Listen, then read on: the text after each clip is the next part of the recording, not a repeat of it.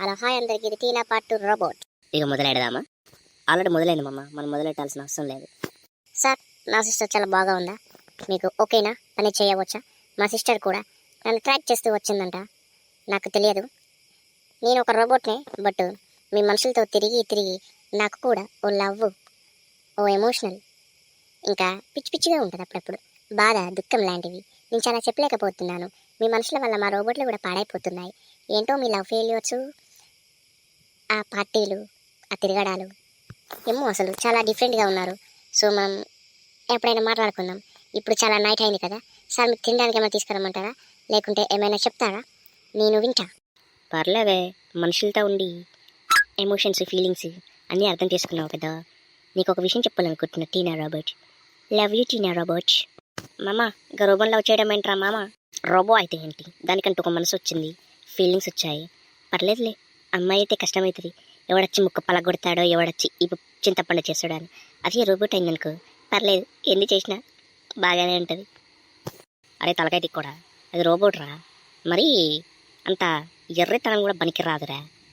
తాగేస్తున్నావు, సైలెంట్గా ఉండు.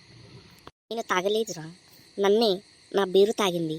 సో ఆ బీరు మహిమలో నేనే ఉన్నా. తాగబోతాడా, నువ్వు ఎంత చెప్పినా మారవరా. ఎవడన్నా రోబోత్తో రిలేషన్ పెట్టుకుంటాడా? నీలాంటి వాడు తింగరోడ తప్ప.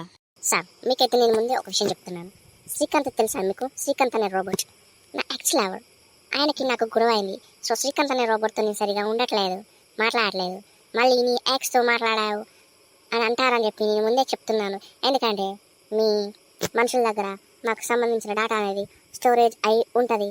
మళ్ళీ మీరు ఎప్పుడైనా చూశారనుకో నా హిస్టరీ కోసం అని చెప్పి ఎందుకు చెప్పలేదు అని అంటారు. అందుకే నేను చెప్తున్నాను ముందుగానే. మనిషి అయితే కాదు కదా, పర్వాలేదు. మీరు ఎంత మనుషులైనా కానీ వీడియోలు చూసి మీలాగనే వద్దు సీను, వద్దు శ్రీకాంత్ అనే డైలాగ్ ప్రాక్టీస్ అయిపోయింది. ఎందుకంటే మా వాడు మనుషులానే చేశాడు, నేను కూడా మనుషులానే ఫీల్ అయిపోతా.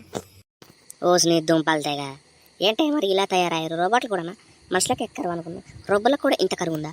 ఎలానో బతకడం. పర్లేలే, ఇప్పుడైతే నువ్వు నా లవ్ యాక్సెప్ట్ చేయి. రేపు నుండి చుక్కలు చూపిస్తా, సారీ స్వర్గం చూపిస్తా. ఆహా, తింగరోడు తింగర్ది ఏమున్నారా బాబు, వీళ్ళిద్దరి మధ్యలో నేను నలిగిపోతున్నా. ఈ ప్రేమ ఎక్కడికి దారి తీస్తుందో, ఎన్ని యుద్ధాలు చేస్తుందో నాకు అర్థం కావట్లేదు.